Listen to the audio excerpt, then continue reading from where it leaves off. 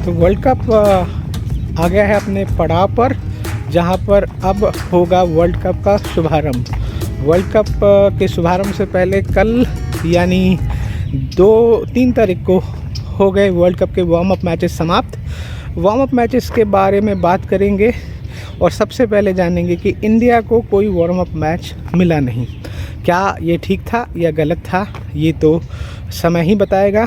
लेकिन भारत की टीम के पर्सपेक्टिव में भारत की टीम इतना क्रिकेट खेली है एशिया कप और उसके साथ ऑस्ट्रेलिया के साथ, तो लगता है कि अगर भारत को वार्म अप मैचेस में प्रैक्टिस नहीं मिली तो कोई दुख की बात नहीं है। लेकिन अगर प्रैक्टिस मिलती तो शायद कुछ और नई चीज़ें भारत अप्लाई कर सकता था। अब बात कर लेते हैं कल के 2 और मैचेस की, जिसमें एक और ऑस्ट्रेलिया पाकिस्तान के साथ था और ऑस्ट्रेलिया ने पाकिस्तान के साथ जो मैच खेला है वो किसी शतरंज के गेम से कम नहीं था। हालांकि पाकिस्तान के साथ ऑस्ट्रेलिया ने बहुत अच्छी बैटिंग का मुजाहरा किया। 352 रन जो है स्कोर बोर्ड पर कम नहीं होते, और उसमें भी ऑस्ट्रेलिया के बल्लेबाजों को आप देखिए कि किसी भी बल्लेबाज ने मोर देन 90 रन नहीं बनाए। कहीं 38, कहीं 40, कहीं 52, कहीं 77, इस तरह के रन्स के बावजूद भी, और आप देखिए लोअर मिडिल ऑर्डर ने भी बहुत अच्छे रन किए हैं। तो इसका मतलब ये वार्म अप के लिहाज से ऑस्ट्रेलिया का एक बहुत अच्छा टेस्ट था उनकी बैटिंग का। लोग सिर्फ बॉलिंग की बात करेंगे, लेकिन बैटिंग में भी बार बार विकेट गिरने के बावजूद भी उन्होंने जिस तरह से अपने आप को हाईएस्ट रन मेकिंग के अंदर रखा, ये बहुत शानदार बात है। अगर ऑस्ट्रेलिया की ही बात करें तो ऑस्ट्रेलिया ने जो कमिटमेंट रखा अपनी बैटिंग के साथ, कि वो टेस्ट था जहां वार्म अप में उन्होंने अपने आप को देखा कि किस तरह से उनके जो है बल्लेबाज जस्टिफाई कर रहे थे अपनी पोजीशंस को। किसी भी बैटर ने रनर बॉल के आसपास ही खेला या थोड़ा आगे पीछे खेला, लेकिन स्कोर बोर्ड 352 था। अब बात करते हैं पाकिस्तान की बैटिंग की। पाकिस्तान की बैटिंग और ऑस्ट्रेलिया की बॉलिंग, जो ऑस्ट्रेलिया के की बॉलर्स हैं वो स्पिनर नहीं हैं, और इस लिहाज से ऑस्ट्रेलिया के जो पेसर्स हैं उन्होंने बहुत अच्छे बखूबी अपना काम किया था। ऑस्ट्रेलिया ने पाकिस्तान को बैकफुट पर धकेल दिया था। 3 विकेट जो है या 4 विकेट ऑस्ट्रेलिया के पाकिस्तान के गिर गए थे 83-84 रन के आसपास।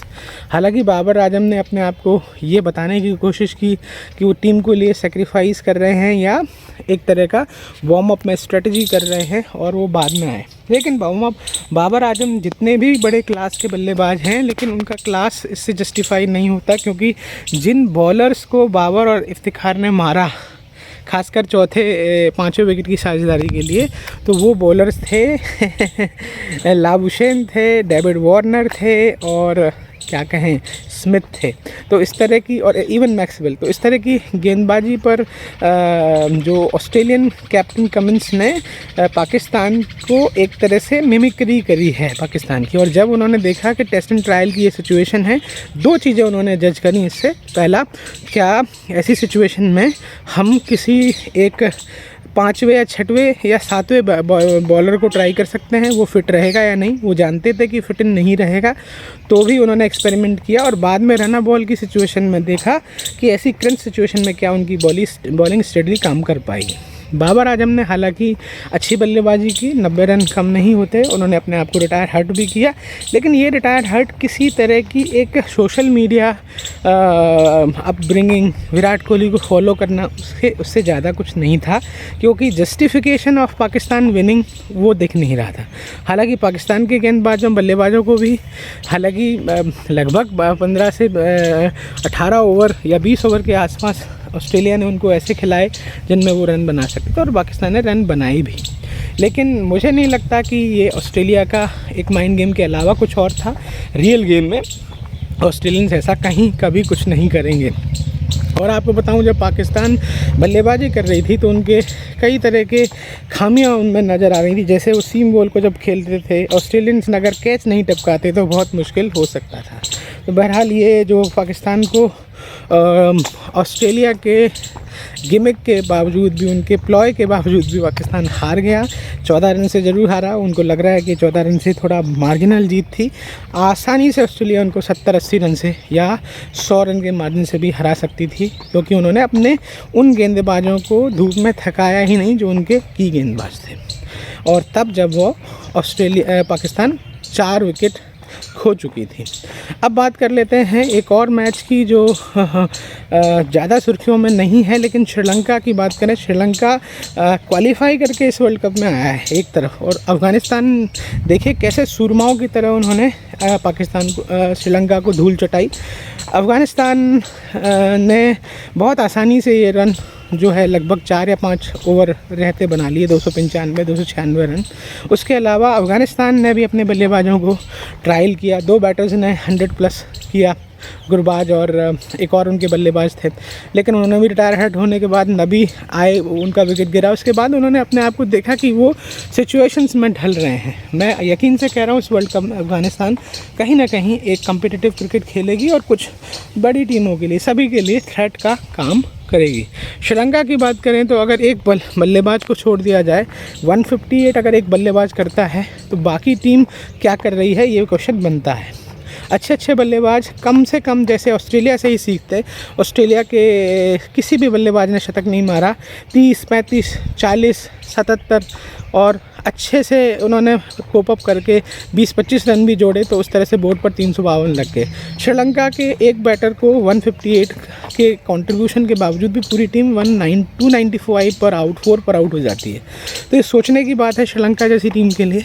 हालांकि श्रीलंका अपने रिवाइवल फेज़ में है, लेकिन अगर वर्ल्ड कप उनकी होमली कंडीशंस, इंडिया में और श्रीलंका में कंडीशंस कुछ इतर नहीं है, तो उन अगर ये लोग ढंग से नहीं खेल पाते तो इन्हें सोचना पड़ेगा, इन्हें जस्टिफिकेशन करना पड़ेगा। क्योंकि वेस्ट इंडीज़ की टीम वर्ल्ड कप नहीं खेल रही है वर्ल्ड चैंपियन होने के बावजूद भी, तो इसका कारण है कि उन्होंने अपनी गेम ऑफ क्रिकेट को डल किया है। अब मैं ज़रा बात कर लेता हूँ पाकिस्तान और श्रीलंका को इन गेम्स में क्या लर्निंग मिली है। लर्निंग ये कि इनको बड़े गेम में ये प्रेशर में आ सकते हैं। श्रीलंका का बैटिंग लाइनअप जिस तरह का है और श्रीलंका की बॉलिंग जिस तरह की है, सनका जैसे जो है बैटर्स या ऑलराउंडर अगर नहीं चिप इन करेंगे तो श्रीलंका को दिक्कत होगी। अब बात करते हैं कंक्लूजन में कि वार्म अप तो हो गए, रैप अप। अब इनका कोई बहुत ज़्यादा मीनिंग है भी नहीं, लेकिन क्या कुछ ये बाकी टीमों को देख के जाएगा, क्योंकि इंडिया को तो वार्म अप मिला नहीं। मेरे लिहाज से वार्म अप ना मिलना इंडिया के लिए एक अच्छी बात है, क्योंकि इंडिया अपनी बेंच को ट्राई कर चुका है, इंडिया अपनी बैटिंग को ट्राई कर चुका है, और वो सारे मार्क्स जो उन्होंने टिक कर रहे थे वो टिक हो चुके हैं। तो बहरहाल अब इंडिया के लिए, बाकी टीमों के लिए वर्ल्ड कप ओपन है, और इस वर्ल्ड कप में वो अच्छे से अपना परफॉर्मेंस दे सकते हैं, सब्जेक्ट टू वो चीज़ों को लाइकलीहुड में लें, लर्निंग। इस लर्निंग के साथ साथ इन सबको, सभी टीमों को ये समझना पड़ेगा कि वर्ल्ड कप एक बहुत लंबा कंपटीशन है। यहाँ पर टीम कॉम्बिनेशन फिक्सअप होना चाहिए। आपको किस टीम के साथ क्या करना है, उनको प्लान रेडी होना चाहिए। तो वर्ल्ड कप का वार्म अप्स हुए समाप्त, अब है मैचों की बारी। कल 5 अक्टूबर को हो जाएगी मैचों की शुरुआत और Mahakumbh of cricket will be begin. तो हम उम्मीद करते हैं कि भारत के लिए ये वर्ल्ड कप बहुत यादगार रहेगा और 12 साल का भारत का जो सूखा है वो समाप्त होगा। और इन्हीं आशाओं के साथ अभी हम लेते हैं इस वीडियो से विदा लेने से पहले अब बात करेंगे सीधे वर्ल्ड कप के मैचेस की, और बीच बीच में आपको कुछ रोचक जानकारियों के साथ ऐड ऑन करते रहेंगे।